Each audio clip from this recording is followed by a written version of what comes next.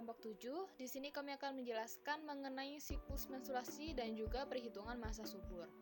Sebelumnya perkenalkan anggota dari kelompok kami. Yang pertama yaitu Idina Naftali Rizwani dengan NIM 077, kemudian Farah Asmia dengan NIM 085, Lutfia Nuzul Kautsar dengan NIM 103, dan saya sendiri Alifia Esther Maida dengan NIM 112. Untuk yang pertama yaitu mengenai pengertian menstruasi. Menurut Prof. Ferawati dan Perry pada tahun 2010, menstruasi adalah perdarahan secara periodik dan siklik dari uterus disertai dengan pelepasan endometrium saat ovum tidak dibuahi.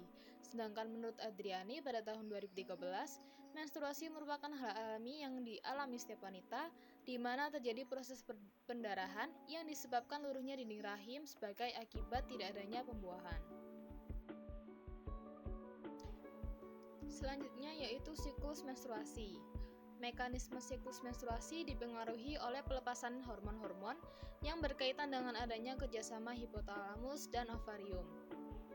Siklus menstruasi terdiri dari 4 fase, yaitu yang pertama fase peluruhan atau menstruasi, kemudian fase praovulasi atau proliferasi atau fase folikuler, kemudian fase ovulasi, fase pasca ovulasi atau fase luteal.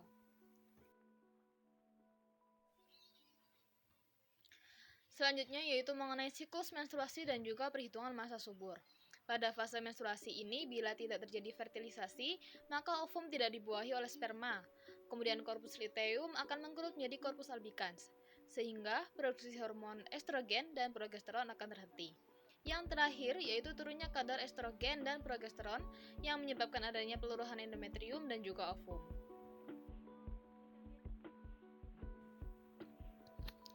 Kemudian mengenai siklus menstruasi.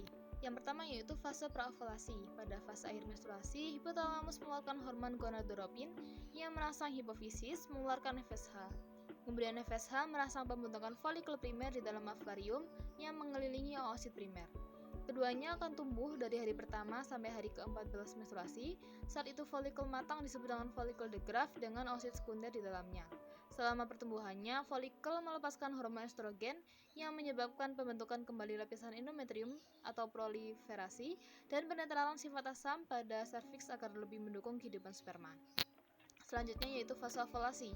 Adalah proses keluarnya ovum dari ovarium, kemudian ovum akan bergerak ke rahim.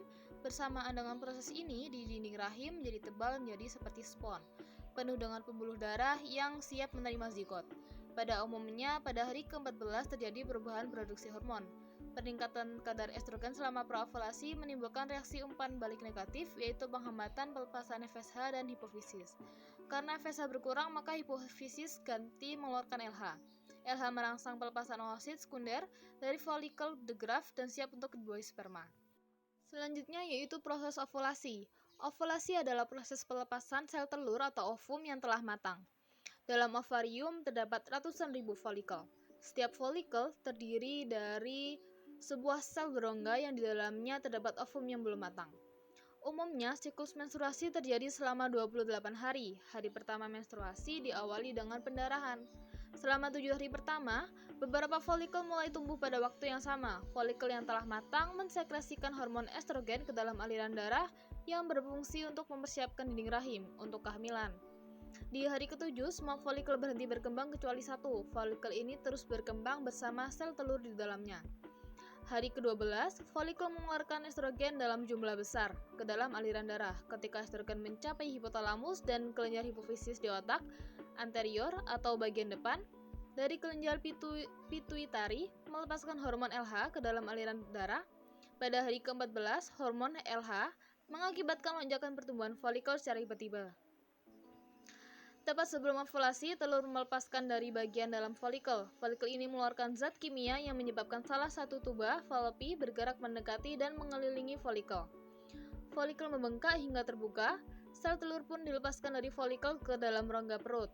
Fimbria merespon matahari kecil tersebut, dan akhirnya tuba Fallopi menangkap sel telur tersebut. Bulu-bulu halus atau silia di permukaan fimbria membawa sel telur ke pintu masuk tuba Fallopi. Dalam dinding tubuh falopi, otot-otot berkontraksi dan mendorong sel telur menuju rahim. Setelah ovulasi, sel telur hidup selama 12-24 jam, sehingga harus dibuahi oleh sperma agar terjadi kehamilan.